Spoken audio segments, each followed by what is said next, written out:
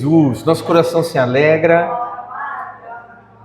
por podermos estar aqui celebrando mais um domingo na presença de Deus, cultuando. E pessoal, hoje eu gostaria de trazer um tema para a gente poder bater um papo. E o tema da mensagem de hoje que a gente vai refletir é cansado de estar cansado.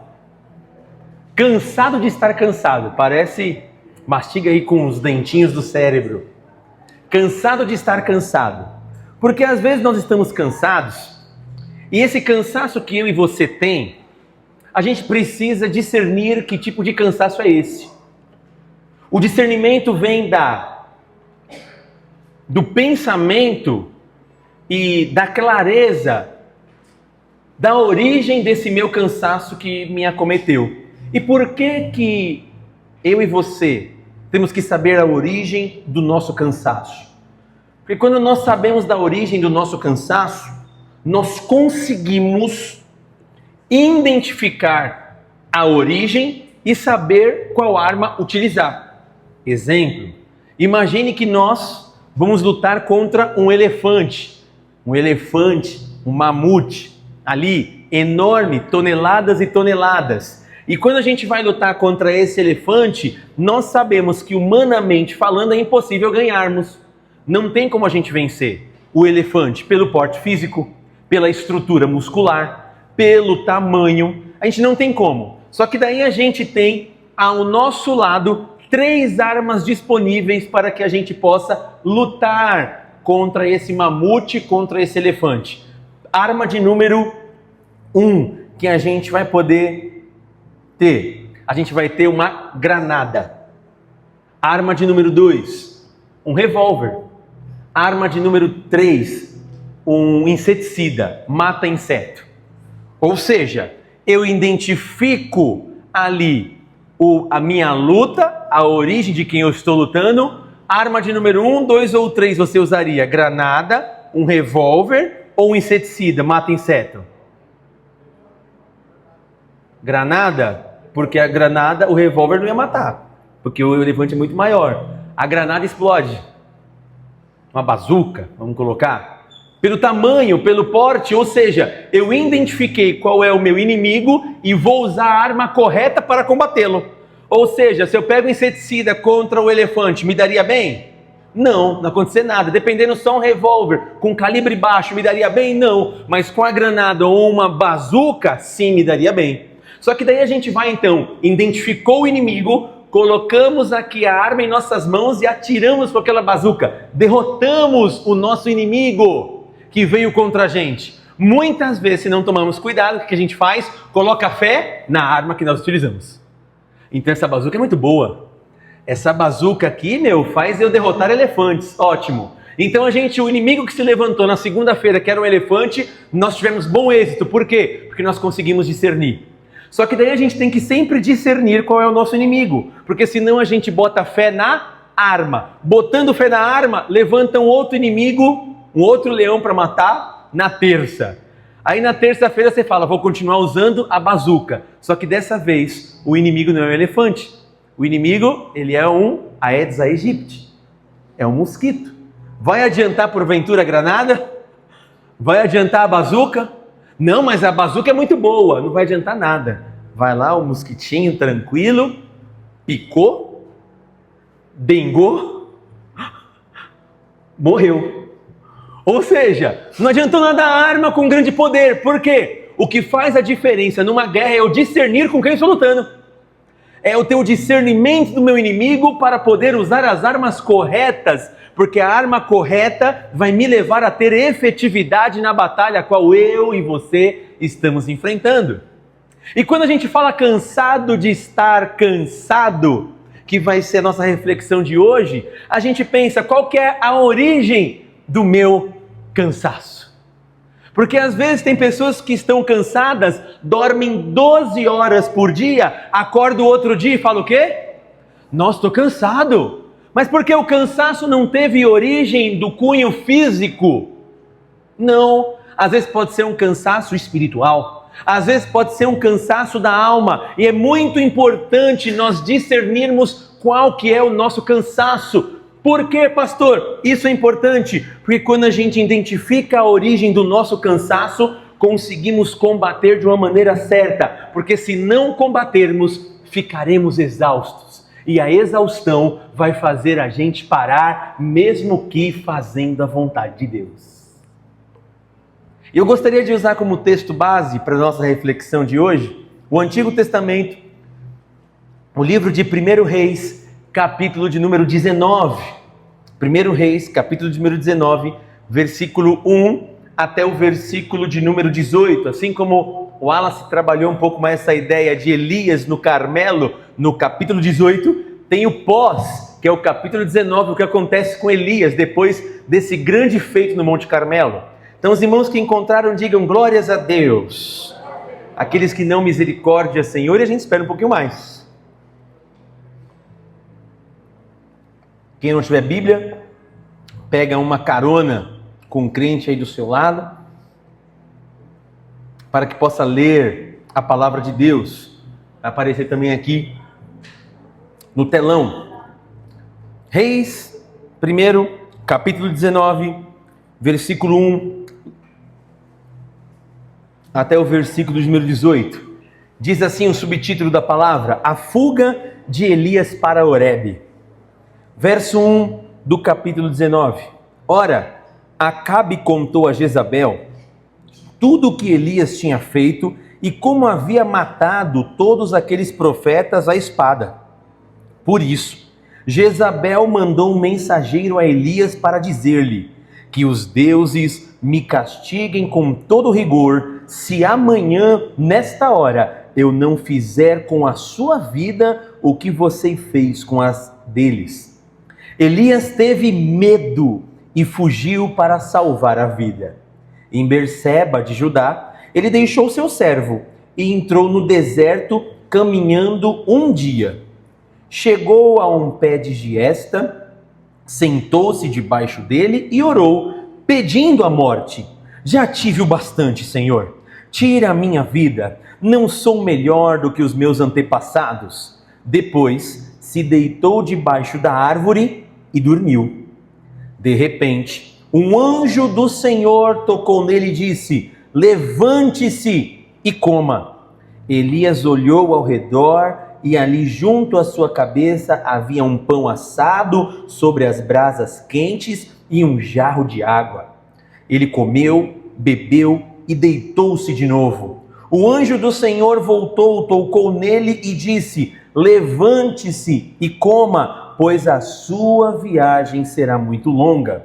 Então ele se levantou, comeu e bebeu, fortalecido com aquela comida, viajou 40 dias e 40 noites até chegar a Horebe, o monte de Deus. Ali entrou numa caverna e passou a noite. E a palavra do Senhor veio a ele: o que está fazendo aqui, Elias? Ele respondeu: tenho sido muito zeloso pelo Senhor, o Deus dos exércitos. Os israelitas rejeitaram a tua aliança, quebraram os teus altares e mataram os teus profetas à espada. Sou o único que sobrou e agora também estão procurando matar-me. O Senhor lhe disse: saia e fique no monte, na presença do Senhor, pois o Senhor vai passar. Então veio um vento fortíssimo que separou os montes e esmigalhou as rochas diante do Senhor. Mas o Senhor não estava no vento. Depois do vento houve um terremoto, mas o Senhor não estava no terremoto. Depois do terremoto houve um fogo, mas o Senhor não estava nele. E depois do fogo houve o murmúrio de uma brisa suave. Quando Elias ouviu, puxou a capa para cobrir o rosto, saiu e ficou à entrada da caverna. E uma voz lhe perguntou: o que você está fazendo aqui, Elias? Ele respondeu: tenho sido muito zeloso pelo Senhor, o Deus dos exércitos. Os israelitas rejeitaram a tua aliança, quebraram os teus altares e mataram os teus profetas à espada. Eu sou o único que sobrou e agora também estão procurando matar-me. O Senhor lhe disse: volte pelo caminho por onde veio e vá para o deserto de Damasco. Chegando lá, unja Azael como rei da Síria, unja também Jeú, filho de Ninsi, como rei de Israel, unja Eliseu, filho de Safate, de Abel-Eloá, para suceder você como profeta. Jeú matará todo aquele que escapar da espada de Azael, e Eliseu matará todo aquele que escapar da espada de Jeú. No entanto, fiz sobrar 7.000 em Israel, todos aqueles cujos joelhos não se inclinaram diante de Baal, e todos aqueles cujas bocas não o beijaram. Amém. Curve sua cabeça, feche seus olhos. Vamos fazer a Deus uma oração. Pai, no nome de Jesus Cristo, humildemente me apresento diante do teu altar com o temor e o tremor de sua palavra. Te peço perdão de todos os meus pecados que eu cometi nos pensamentos, no falar, em gestos, no olhar. Te peço perdão. Neste momento fala conosco, a tua igreja, através de tua palavra, por intermédio do teu Espírito Santo, que venha quebrar em nós todas as barreiras, todos os altares que devem ser desconstruídos, para que um altar de adoração verdadeiro e genuíno seja gerado em nossos corações e podemos celebrar com alegria a tua majestade. Derrama da tua unção e graça, repreendendo toda obra do mal. Essa é a nossa oração neste momento, no nome de Jesus. Amém e amém, Senhor Jesus. Amém. Nós lemos aqui o episódio de Elias quando ele acaba, meus irmãos, de enfrentar os 450 profetas de Baal e de Azera. Como muito bem explanado pelo nosso irmão Wallace aqui no início do culto, o povo tinha se afastado de Deus, Acabe inicia uma perseguição contra todos os profetas e Jezabel tinha um ódio ferrenho contra todos os profetas, aqueles que profetizavam no nome do Senhor, aonde mandou matar todos os profetas que ela encontrava pela frente. Em um determinado momento, então, Elias se apresenta diante de Acabe e ele fala: você está me procurando, eu agora estou aqui, vocês têm os seus deuses, no caso o seu Deus é o Deus Baal, juntamente com ali os profetas de Azera, mas vamos então fazer o seguinte, vamos levantar um altar e vamos orar, o Deus que responder por fogo, esse é o Deus verdadeiro. Aí Acabe ouve aquela ideia juntamente com os outros profetas e fala: tá bom, vamos fazer isso. Então Elias fala: então vamos construir 2 altares, peguem 2 novilhos para que a gente possa sacrificar. Tá ok? Então o pessoal pegou, construiu um altar e eles pegaram o novilho, repartiram o novilho, sacrificaram aquele novilho, porque o sacrifício ou holocausto naquela época precisaria do fogo para que a divindade ou o Deus adorado recebesse esse sacrifício. Então o fogo quem mandaria seria o Deus verdadeiro. Então eles ali, os 450 profetas de Baal, mais os 400 profetas de Azera, começam a clamar a Baal e aos seus deuses e fala: Baal, derrama fogo sobre o altar, Baal, faça alguma coisa, ao ponto que chega ao meio-dia, Baal não responde nada, eles começam a se retalhar, começam a se cortar inteiro, falando para que Baal o ouvisse. Elias, por sua vez, estava aqui do lado e falava: galera, clama um pouquinho mais alto, porque às vezes ele pode tentar de férias, ou ele não está escutando direito, então clama mais alto para ver se eles escutam vocês. E eles clamaram até ao meio-dia. Nisso Elias falou: agora é a minha vez de clamar. Elias pega e constrói um altar, imola o cordeiro e coloca ele diante do altar. Mas antes de orar, Elias fala: vamos fazer o seguinte, pessoal, abre uma vala em volta do meu altar aqui, desse altar. Abriram uma vala bem funda. Aí fala: agora pega um balde. Cadê o balde? Quem tem um balde aí? Pega, tá aqui, Elias, os baldes. Então tá certo. Joga em cima do cordeiro aí do altar. Jogou 1, joga de novo. Jogou 2, joga de novo. Jogou 3. Todo o holocausto ficou encharcado e a vala que estava ao redor do altar também encheu de água. Aí Elias falou: agora eu vou clamar. Senhor, eu bem sei que você sempre me ouve. Agora responde com fogo.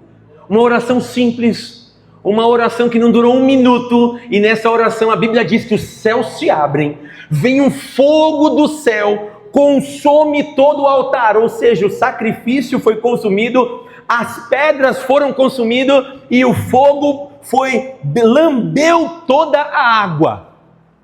Tudo foi incinerado pelo fogo que caiu do céu em nome do Senhor dos Exércitos. Aonde todos os profetas de Baal e Azera olhavam e falaram: meu Deus, só o Senhor é Deus, só o Senhor é Deus. Todos ficaram atemorizados dentro do seu coração e Elias falaram: tá vendo? Agora vocês vão morrer. Todo mundo se levantou contra o exército ali dos 450 profetas de Baal e de Azera e mataram todos a espada. Quando mataram todos a espada, nós entramos agora no capítulo de número 19, que nós acabamos de ler. Jezabel, mulher de Acabe, fica ouvindo aquilo e pega e manda um recado para Elias: Elias, olha, fiquei sabendo o que você fez com os meus profetas, matou todos eles a fio de espada. Tá bom, mas agora eu vou te dar uma promessa: se até amanhã, a esta hora que eu estou falando com você agora, eu não te fizer a mesma coisa que você fez com os meus profetas, que os meus deuses, que o meu Deus, Baal, lembra disso? Me amaldiçoe. Elias vê aquela palavra de Jezabel, entra no seu coração e a Bíblia diz que nós acabamos de ler, ele teve medo. O medo que Elias teve, ele foge de onde ele estava. E ele senta debaixo de uma árvore, deita e depois ele vai para o deserto. Mas olha que interessante, através de uma palavra, Elias foge e vai para o deserto. Aí olha só a grande questão, Jezabel falando: Elias, se até amanhã a essa hora, eu vou fazer com você a mesma coisa que você fez com os meus profetas, senão os meus deuses se amaldiçoam. Que deuses? Que Elias acabou de humilhar no capítulo 18. Que deuses é esse? Foi todos humilhados no 18. Elias, por que tu está fugindo, rapaz? Você acabou de dar uma surra neles. Acabou de dar uma surra, de mostrar o Deus verdadeiro. Que deuses, Elias? Por que você deixou o medo entrar dentro do seu coração? E um medo tão intenso que fez você entrar em fuga. Que deuses? Mas uma coisa que a gente começa a perceber, meus irmãos, que Elias, embora um grande homem de Deus e considerado no Antigo Testamento como um dos profetas maiores, e na minha opinião também foi um dos grandes profetas, dos profetas maiores, foi um dos maiores profetas maiores que teve, Elias, nesse momento que ele foge, ele mostra algo dentro do seu coração, que uma exaustão não tratada.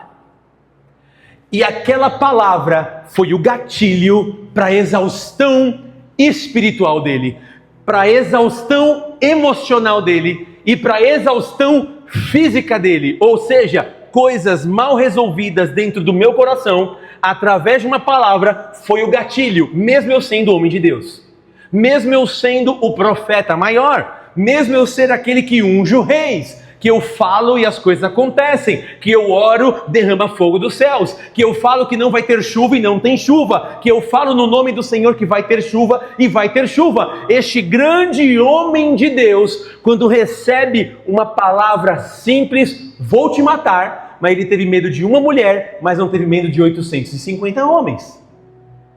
Mas por que ele teve medo de uma mulher? Porque o que estava dentro do coração de Elias, maltratado, veio à tona. Foi o gatilho. O homem que enfrenta exércitos, através da palavra de uma mulher, foge. E vai para debaixo de uma árvore, e depois vai para uma caverna, se isolar do mundo.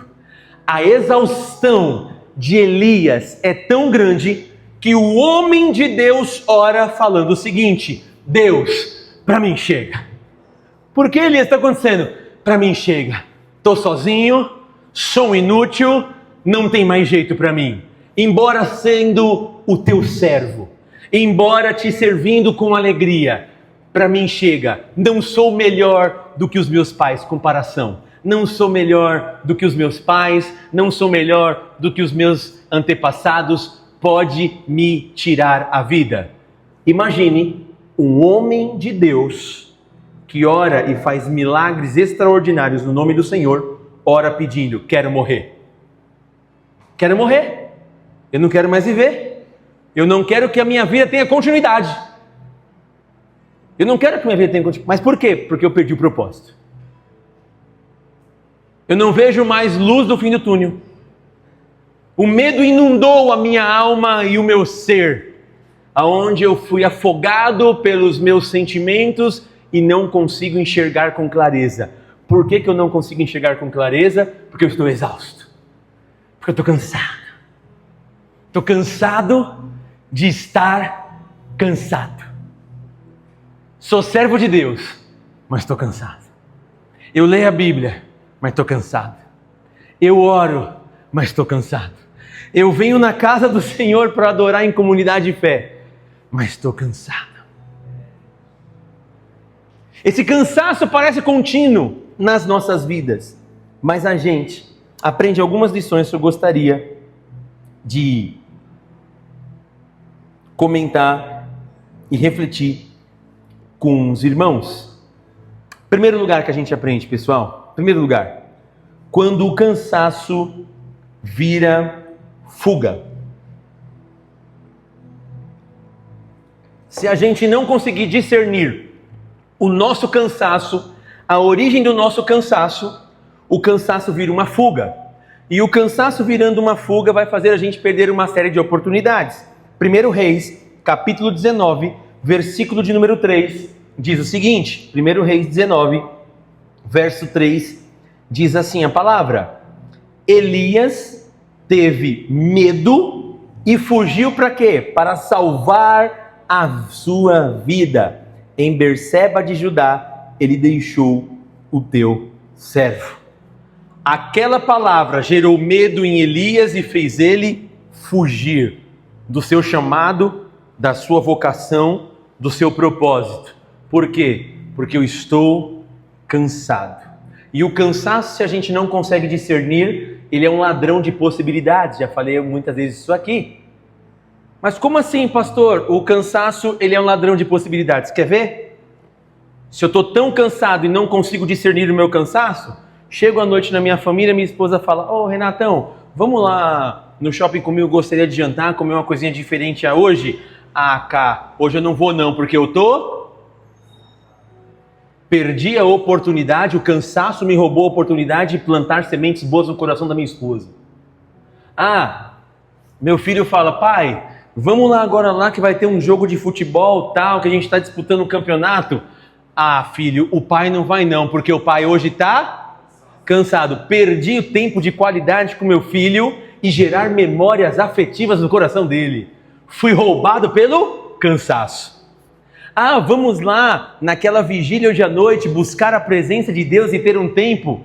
Ah, trabalhei a semana inteira e acordei 5:30 da manhã. Eu estou cansado. O cansaço me impossibilitou de ter um tempo maior de qualidade com Deus que eu não tive durante a semana inteira e de me relacionar no meio com os irmãos. O cansaço então foi um ladrão de possibilidades. Então a gente tem que discernir qual que é o nosso cansaço, porque se eu não e você, meus irmãos, a gente não consegue identificar o nosso cansaço vai fazer eu e você fugirmos de oportunidades que Deus está colocando na sua vida. Por quê? Porque eu estou cansado. Elias fugiu. O mesmo profeta que fez o fogo cair do céu, agora ele desabra por dentro através de uma palavra. Ele desaba, mas onde ele desaba? Dentro dele. Sabe por quê? A palavra de Jezabel identificou, ou melhor, despertou uma exaustão não tratada. Então discirna o seu cansaço. Discirna o que está fazendo você, às vezes, acordar cansado, dormir cansado, fazer as coisas do dia a dia, mas continua cansado. Discirna isso.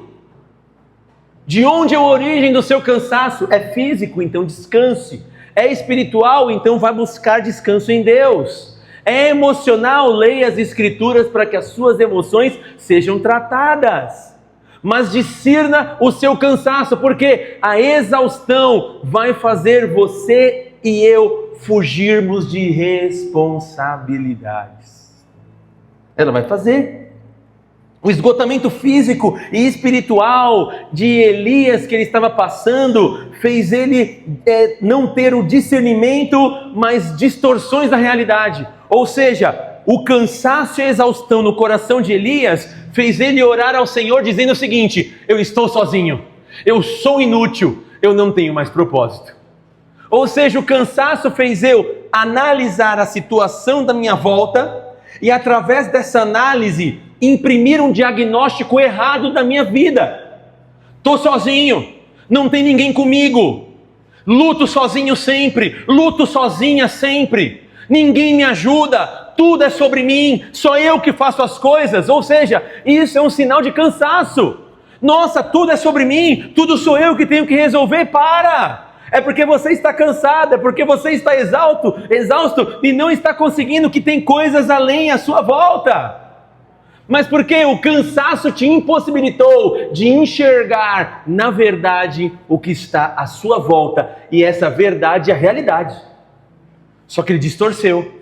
Tudo que eu faço sozinha, sou sozinha nessa vida, sou sozinho nessa vida, tudo depende de mim, tudo falam comigo, tudo. Aí a gente fica com uma sobrecarga, essa sobrecarga nos dá exaustão, principalmente na nossa mente. E um termo clássico fora é quando a mente está enferma ou fraca, o corpo padece. Quando minha mente não está boa, o meu corpo físico não está. E Elias mostra isso. Olha isso, pessoal, que a gente começa a perceber nisso, que o cansaço nos leva para fugir, porque o cansaço, ele não nasce do trabalho em si. Não nasce do trabalho em si, o cansaço. Mas sabe de onde nasce o cansaço? Da falta de repouso em Deus. É isso. Porque o cansaço, ele vai vir porque a gente trabalha, a gente está num mundo capitalista, que temos que trabalhar, correr atrás, fazer as coisas, mas o cansaço não tem origem só nisso, que é o cansaço físico, mas é a nossa falta de repouso em Deus. E quando a gente não consegue repousar em Deus, principalmente a nossa mente, que é a nossa alma, fica completamente agitada.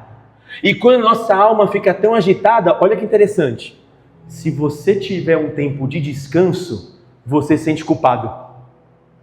Por que eu estou parado? Devia estar fazendo alguma coisa. Pergunte para a pessoa que está do seu lado. Você já se sentiu assim? Se você parar um dia sem fazer nada, você fala: nossa, estou sem fazer nada, tem um monte de coisa para fazer. Vem um sentimento de culpa? Se vir um sentimento de culpa, você está exausto, toma cuidado. Ou seja, o descanso, para nós que estamos assim, dá um sentimento de culpa que não poderia ter. Nossa, culpado, tem tanta coisa para fazer, não posso ficar parado. Quem me disse que você não pode ficar parado?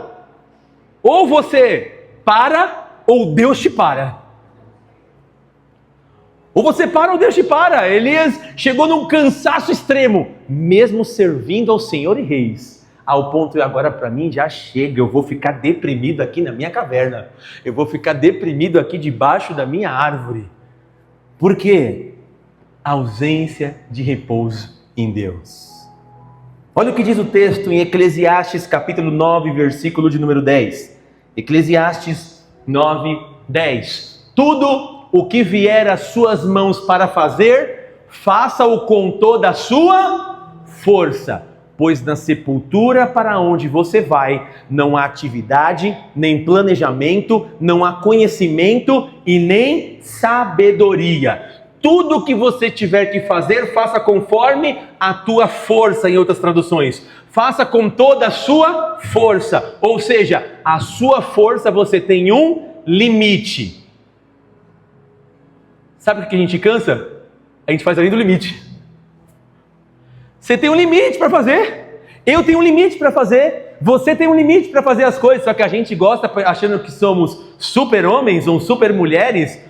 Ou esse super-homem, super-mulher, sabe o que a gente acredita que a gente é? Que a gente é Deus, inconscientemente, porque a gente acha que consegue dar conta de tudo. Aí a gente vai tendo tem uma carga, só que daí eu coloco além das minhas forças. Quando eu coloco além das minhas forças as coisas que eu tenho que fazer, eu tenho uma sobrecarga. A sobrecarga, que é uma carga extra acima da carga a qual eu tenho limite para fazer, me deixa exausto, me deixa cansado e me impossibilita de viver uma vida que vale a pena ser vivida. Porque eu tive uma sobrecarga. Muitos estão cansados por falta de discernimento e por não reconhecer os seus limites. Fale para a pessoa que está do seu lado, você tem limite, irmão. Você não é um robô. Você não é um robô, você tem limite. E não é pecado algum você e eu reconhecer os nossos limites. Por isso que em Mateus capítulo 11, versículo 28 e versículo 29, olha o que diz o Senhor Jesus Cristo para os teus servos. Venham a mim, todos estão cansados e o quê? Sobrecarregado. Uma coisa você está cansado, outra coisa é sobrecarga. Ou seja, além de você estar cansado, você tem uma sobrecarga que não deveria ter sobre a sua vida. O cansaço é normal, ok, mas você agora não apenas cansado está, mas sobrecarregado se encontra, e isso te impossibilitará de viver uma vida que vale a pena ser vivida, ou melhor, uma vida de qualidade. Mas venham a mim todos que estão cansados e sobrecarregados, e eu darei o quê? Descanso a vocês. Tomem sobre vós o meu jugo e aprendam de mim, porque sou manso e humilde de coração, e vocês encontrarão o quê? Descanso para a vossa alma. Ou seja, o nosso descanso é Cristo. Se nessa manhã você se encontra cansado, sobrecarregado, que você extrapolou os seus limites, fique tranquilo e fique tranquila. Jesus está aqui para te aliviar nessa manhã. Jesus está aqui para colocar paz no seu coração, para dar descanso aonde? Físico? Para a tua alma. Porque às vezes o que está mais exausto em você e a sobrecarga que você leva não é física, é a sobrecarga na alma. Sobrecarga na alma é a sobrecarga de sentimentos, é a sobrecarga de emoções. Emoções toda hora, à flor da pele, parece que você vai explodir, parece que você vai ter um treco. Aí você mal percebe, e em certos momentos você está chorando. Em certos momentos você vai lá e desaba. Quantas vezes eu e você vencemos no público, mas nós desabamos no particular. Para as pessoas está tudo bem. Rapaz, você está bem? Oh, glória a Deus, tal. Mas quando você vai no particular, você só e Deus, que você fecha a porta da tua casa, senta no seu sofá ou na mesa da cozinha, você chora um choro da alma, falando, meu Deus, até quando? Estou cansado dessa situação. E por que a gente fala cansado de estar cansado? Porque o cansado de estar cansado demonstra que o cansaço já faz muito tempo. Faz tempo que ele está ali, mas a gente não trata o cansaço. E por não tratarmos o cansaço, a gente se esgota. Tem uma frase de Eugene Peterson que ele diz o seguinte, olha o que ele diz, de Eugene Peterson, o esgotamento é a dor de quem tentou ser Deus por tempo demais. O esgotamento é a dor de quem tentou ou tenta ser Deus por tempo demais. A gente se esgota. E por que a gente se esgota? Porque a gente quer às vezes ser Deus. Às vezes a gente quer ter a gestão de tudo e a gente acha que pode controlar. Aí a gente se esgota. Por quê? Porque a gente tenta ser Deus. Fale para a pessoa que está do seu lado, pare de tentar ser Deus da sua vida.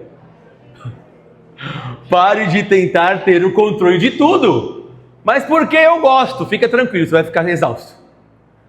Você vai ficar exausto, você vai ficar cansado, você não vai aguentar, vai ter uma estafa emocional, vai ter uma estafa na sua mente. Por quê? Porque você estafou, porque você quis ser Deus. Segundo lugar, que a gente aprende com essa história de Elias que vai para dentro de uma caverna.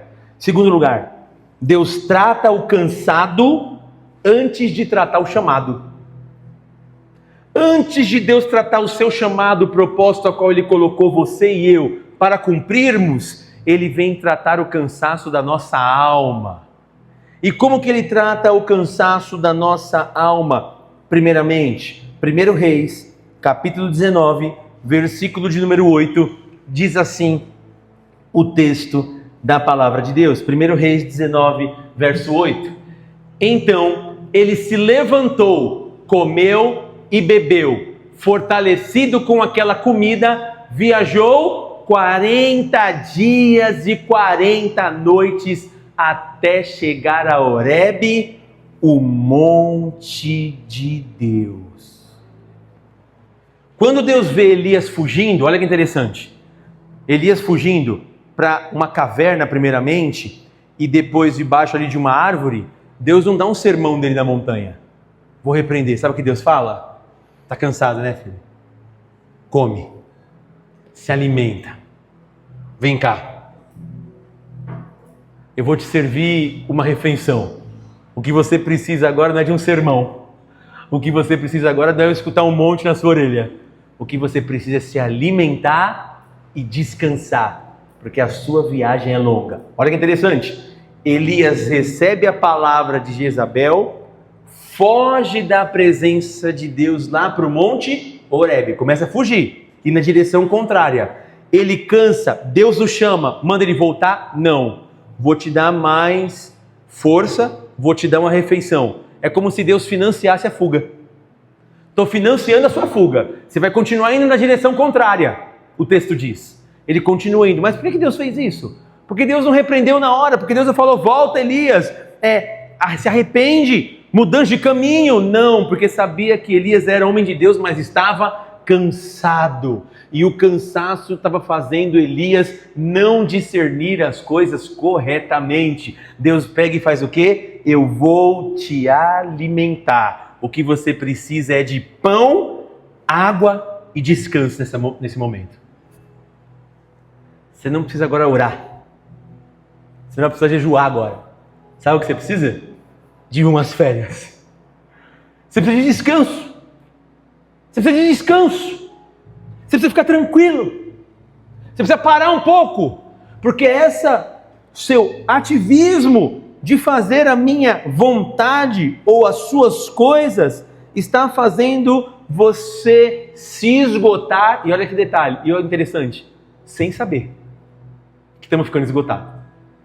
Elias se esgotou fazendo a vontade de Deus, irmãos. Olha que loucura.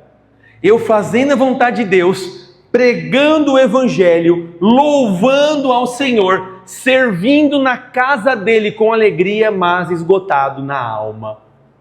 Mas eu estou fazendo uma coisa boa, sim, mas sem descanso é negligência. Você não faz com alegria. Você começa daqui a pouco a fazer por obrigação. Aí o servir ao Senhor não dá mais aquele ímpeto e aquela vontade de estar na casa dele, mas eu faço por obrigação e automático. Por quê? Porque eu estou cansado. Por isso que o anjo diz para ele, levanta e come. Às vezes Deus muitas vezes vai pausar o profeta para poder salvar o homem. Guarde isso. Deus não está tão preocupado, entre aspas, com o teu chamado, mas quem realiza o chamado. Porque o chamado é de Deus para o homem. Então, antes de Deus tratar o chamado que o homem estará exercendo, isso nós podemos traduzir como vocação, Deus trata primeiro o homem. Não existe chamado, vocação, sem o homem estar bem.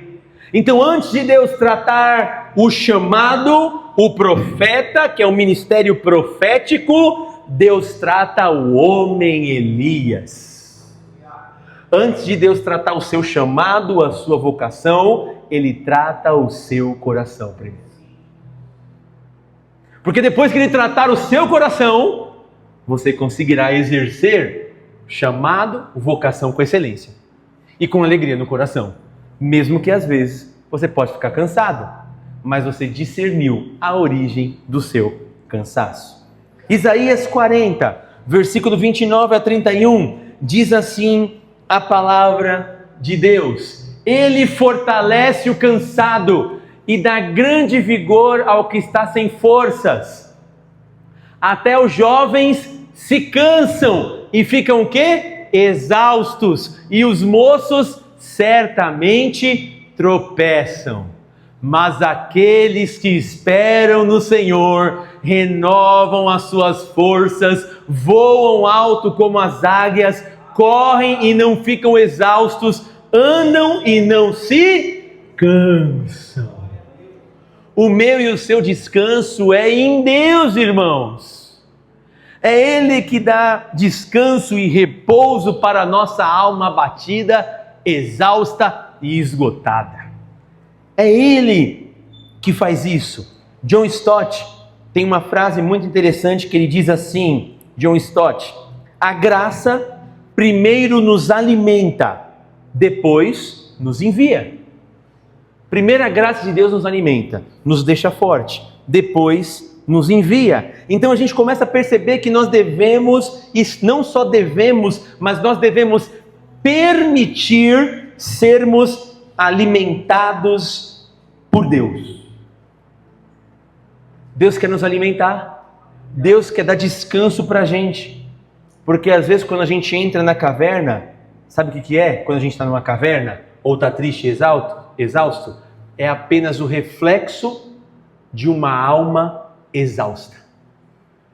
Quando a gente está naqueles dias maus, se sentindo sozinho, sem querer ver ninguém, parece que o mundo perde o sabor, tudo é nossa responsabilidade. A gente pensa, se eu não pensar em nada, ninguém pensa. Se eu não fizer isso, ninguém faz. Se eu não incentivar, ninguém toma iniciativa. Estou exausto. E quando eu estou nesse nível, que eu estou nessa minha caverna existencial, é apenas o reflexo de um coração sem descanso. Pergunte para a pessoa que está do seu lado: você está exausto, meu irmão, ou não? Você está exausto? Nosso problema não são as lutas externas. Nosso problema é a falta de descanso. Quando Jesus ele entra dentro do barco no Novo Testamento e fala: discípulos, vamos lá para o outro lado. Nós vamos passar o Jordão, vamos para o outro lado. Tá bom, Senhor, o que você vai fazer? Eu vou tirar uma boa dormida. Eu vou tirar um bom cochilo. Jesus vai lá no barquinho, daqueles 2, 3 tapão no travesseiro dele ali, gostoso de penas, e dorme tranquilamente. Quando está atravessando o mar ali do Rio Jordão, o que acontece? Tempestade, chuva e vento forte. Os discípulos, servos dele, apóstolos, crentes: Senhor, você não se importa que a gente está perecendo? Os discípulos desesperados acordam Jesus. Jesus levanta e fala: mar, se acalma, tempestade, vento, para. Todo mundo: quem é esse que até o vento, o mar lhe obedecem? Jesus vira: até quando eu vou ter que estar com vocês, homens de pequena fé? O problema de vocês não é a tempestade, não é o mar. O problema de vocês é que vocês não conseguem descansar em mim. A falta de descanso leva ao desespero, não é a tempestade que leva ao desespero. O que leva vocês a ficarem desesperados é a falta de descanso em mim. Então o que nos leva a ficar exaustos e desesperados, meus irmãos, não é as lutas, não é as dificuldades, não são as situações externas, é a nossa falta de descanso em Cristo Jesus. Guarde isso. O seu descanso e o meu descanso tem nome. Se chama Jesus Cristo de Nazaré. Encontrareis descanso para a vossa alma, é nele.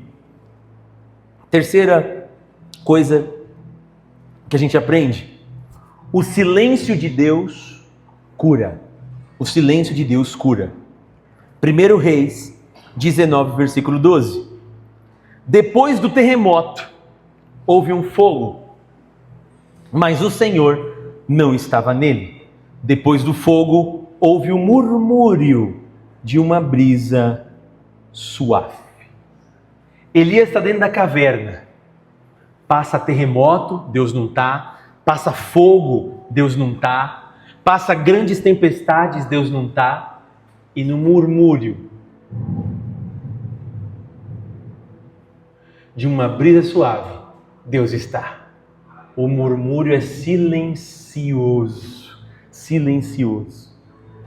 Ou seja, no silêncio que muitas vezes Deus trabalha. No silêncio que é o trabalhar de Deus, Deus não muda, guarde isso, a missão. Ele muda o modo de caminhar e cumprir a missão. Ele não vai mudar a missão. O seu propósito é Elias, é profeta. Só que agora eu vou te dar uma nova perspectiva de como você deve andar para não ficar cansado de novo. A missão é a mesma, você vai continuar sendo profeta, mas agora, como você anda, o seu modo de caminhar vai ser mudado. Por quê? Você precisa aprender a confiar em mim. Você precisa, Elias, parar de querer controlar todas as coisas. Porque essa exaustão está fazendo você olhar o mundo e ter uma cosmovisão de mundo errada, Elias. Por quê? Porque você está cansado. E por você estar cansado, Elias, a sua capacidade analítica e de julgamento está distorcida. Você não consegue ver. Olha o que diz o Salmos 46, versículo 10 e versículo 11. Olha o que diz o texto da palavra de Deus. Parem de lutar e saibam que eu sou Deus. Parem. Muito agitado, muita correria do dia a dia, muitas coisas que eu não tenho tempo para nada. Pare. Pessoal, guarde isso. Para Deus não é bonito você não ter tempo. Guarde isso. Tô na correria do dia a dia. Você acha isso bonito? Você acha isso produtivo? Você acha que isso quer performance? Para Deus é horrível. A gente encontra pessoas e a gente está tão enfurnado nesse mundo como você está. A gente costuma achar bonito isso. Tô numa correria. Horrível. Sabe o que eu comecei a falar para algumas pessoas? E aí, pastor, como você está? Estou tranquilo. O que você vai fazer agora? Vou descansar. Eu vou dormir à tarde. O quê? Mas vai dormir? Vou dormir à tarde. Porque a gente está numa coisa capitalista que toda hora a gente tem que fazer isso. Aí eu dou aula na parte da manhã, na parte da tarde eu tenho um tempo para estudar. Sabe por quê? Na correria do dia a dia, vou falar do meu exercício ministerial. Como que eu leio a Bíblia, pessoal? Como que eu tenho tempo para ler? Como que eu tenho tempo para gastar com Deus? Para trazer mensagens no domingo que Deus colocou no meu coração? Se eu estou tão ativo, não dá para fazer isso. Às vezes, sabe qual que é o meu trabalho, pessoal? De sábado, mas durante a semana também eu faço isso, é ficar 4 horas lendo a Bíblia. É orar. Por que, pastor? Você acha que eu faço mensagem como? 4 horas, mas 4 horas parando lendo a Bíblia? Você acha que é menos importante do que alguém que está às vezes trabalhando 4 horas? Você está entendendo? Só que a gente deturpa. Se eu falar para vocês, pessoal, hoje eu fiquei 8 horas, das 8 da manhã até as 6 lendo. Vai falar, não está trabalhando não? Quem disse que não estou trabalhando? Você está entendendo? Porque a gente acha que ativismo é eu produzir, é eu fazer, não. Eu quero que vocês mudem esse contexto que a gente fala que a gente não pode descansar. Tem que descansar, é necessário descansar, é necessário ficar algumas vezes sem fazer nada. Para oxigenar a nossa alma, para o nosso olho, pessoal, nós somos corpo, alma e espírito, sentimento. A gente precisa alimentar a nossa alma, precisamos alimentar o nosso olho. Você quer ver como? Como que a gente alimenta o nosso corpo? Físico, pão. Comi pão, alimentei, nós temos 5 sentidos, certo, ser humano? Visão, olfato, audição, paladar, tato. Às vezes, muitas vezes, nós só alimentamos o nosso paladar. Comi, não senti sabor em nada. Só que a gente não alimenta a visão, não alimenta a audição, não alimenta nada. A gente tem que às vezes parar. Sai, vai para o campo, vai para algum lugar, desliga o celular, olha o Campo Verde. Aí quando a gente começa a alimentar o nosso olfato, você vai para o interior. Você vai para o interior descansar. O seu olfato, o que você fala? Cheiro do quê? De mato. Por quê? Seu olfato não estava alimentado nunca. Nessa correria de poluição, nunca se alimenta. Por que a gente se sente tão bem? Chega lá e fala, nossa, que cheiro de mato, suas vistas ficam legal, começa a alimentar o olhar, começa a alimentar o olfato, o seu paladar, nossa, um cafezinho de quente, de fazenda, delicioso, você toma ele quentinho, tudo é quente, pires, tudo, ai que delícia, cheiro de mato. Aí você quer andar até descalço, que daí você tira o sapato, o pé parece transparente, que nunca tira uma meia e sapato do pé, sabe? Pisa na terra, fala que delícia, no meio do campo, deita na grama, está alimentando a sua alma, alimentando o corpo, alma e espírito. Só que a gente acha que descansar é errado. Descansar não é errado não. Tem que descansar, pessoal. Porque se a gente não descansar e não parar, Deus para a gente. Elias não trabalhava? Muito. Uma palavra foi o gatilho para ele falar, não quero mais.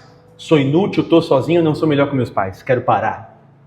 Ao ponto do profeta orar e falar, quero morrer. Quero morrer. Não quero mais viver. Parem de lutar e saibam que eu sou Deus. Serei exaltado entre as nações, serei exaltado na terra. O Senhor dos exércitos está conosco. O Deus de Jacó é a nossa torre segura. É no silêncio que Deus nos restaura. Guarde isso. É no silêncio que Deus nos restaura. Blaise Pascal, teólogo francês e filósofo também, ele tem uma frase que ele fala o seguinte, o silêncio é o berço onde Deus fala ao esgotado. O silêncio é o berço onde Deus fala ao esgotado. É no ativismo? É na correria? Então, meus irmãos, toma cuidado. Tá na maior correria, toma cuidado com a correria. Toma cuidado. Essa palavra vem querer mexer muito dentro do meu coração. Tá corrida. Não, hoje para mim está bem tranquilo. Hoje à tarde eu vou dormir. E sem peso na consciência. O dormir e descansar não é falta de responsabilidade. Está entendendo isso? Não é falta de responsabilidade. Não é preguiça. Não é ócio. Não! Só que às vezes a gente se sente culpado até para parar, meus irmãos. Pelo amor de Deus! Se pega férias, fica com o culpa que pegou férias. Se eu paro para lá, não quero fazer as coisas de casa agora, que sempre faz, as mulheres que sempre fazem coisas de casa, dependendo daquela correria, marido, filho, um monte de coisas, se desdobram e uma série de coisas, e ainda tem que trabalhar, ela quer falar, puxa, hoje eu quero deixar um pouco aqui a casa sem fazer nada, porque eu preciso descansar. Aí ela descansa, mas vê a louça na pia e fala, se sente culpada, para com isso. Para. Às vezes vai ter que deixar a louça. Não estou falando de preguiça, pessoal, que não deve ser feito. Só que às vezes o seu descanso é ler um pouco mais da Bíblia. Marta e Maria, ela está tão atarefada com as coisas da casa que falou, Jesus, minha irmã aqui não está me ajudando a lavar a louça, a colocar a mesa para vocês comerem aqui, que é mó galera, é o Senhor e mais os 12 discípulos. E aí, ela está ficando, e você vai falar, nada, Jesus. Filha, fica tranquila, o que você está fazendo é importante, mas o mais importante é ela que decidiu ouvir a minha palavra. Gasta tempo comigo, porque amanhã você vai continuar tendo louça, amanhã você vai continuar arrumando, o outro dia também, mas hoje eu estou na tua casa. Você tinha que ter parado tudo para me ouvir. Aí a gente não gasta tempo com Jesus, pessoal. Descansa nele. Aí vai ter um dia que você fala, Jesus, vou tirar o tempo agora só para falar com o Senhor Jesus. Não quero celular, vou deixar a cama do jeito que está, vou deixar tal. Isso daqui significa preguiça? Não que não deve fazer, tá entendendo? Não quero falar, o pastor falou que não tem que lavar a louça, não tem que arrumar a cama. Não! Mas às vezes você vai ter que parar. Tem que parar para ter tempo com Jesus e descansar. Por quê? Às vezes Deus vai falar com você, pessoal. É no silêncio. Elias estava dentro da caverna. Terremoto, barulho, não. Fogo, não. Tempestade, não. O murmúrio de uma suave brisa. Eu só consigo ouvir o murmúrio quando eu estou em silêncio. E no silêncio Deus fala, a minha alma cansada, sobrecarregada. Então a gente pode pensar no seguinte, pessoal. Em primeiro lugar aqui, em resumo, a tudo isso que a gente refletiu hoje. Reconheça os seus limites sem culpa. Fale para a pessoa que está do seu lado. Reconheça os seus limites sem culpa. Cansaço não é fraqueza espiritual. Negar o cansaço é orgulho disfarçado. Negar o cansaço é orgulho disfarçado. Como que você está, pastor? Tal? Estou cansado hoje. Estou cansado mesmo. Corri, fui de manhã para isso, depois trabalhei na outra empresa, vim para a igreja aqui, tratei de outra coisa e assim por diante. Estou cansado, mas alegre com minha alma em Jesus. Estou cansado. Cansaço não é fraqueza espiritual, negar ele sim. Segunda coisa, cuide do corpo e da alma. Cuide do corpo e da alma. Muitos aqui estão, fala Deus comigo, né? Cuidar do corpo. Dormir, andar, cuidado do físico faz parte da fé. O que Deus fez para Elias? Come. Bebe água. E agora anda. Cuidar do corpo. Você precisa andar, meu filho. Você precisa parar a cabeça. Você precisa tirar esse estresse. Fale para a pessoa que está do seu lado. Está cuidando do físico, irmãozinho?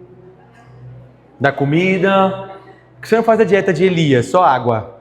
A líquida é água e um pãozinho só. O pãozinho hoje também é terrível, né? Pãozinho.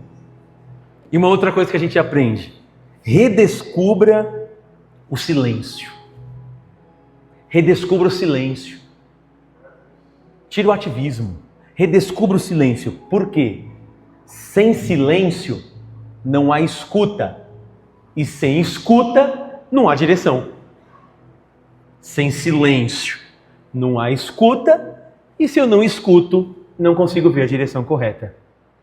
Então descanse em Deus. Se coloque de pé no nome de Jesus.